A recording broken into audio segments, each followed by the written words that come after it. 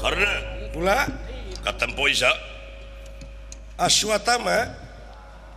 anjeun anu ngadon leletak di negara Astina sarua jeung sia jadi herder sujudana sarua jeung sia keur karena moal munafik gulantaran ureuh seubeuh di negara Astina jadi warga Astina salaku warga negara Astina geus ditekadan komo kaula pejabat ya geus ditekadan toh pati jiwa raga heh nyawa demi keselamatan negara jeung bangsa Astina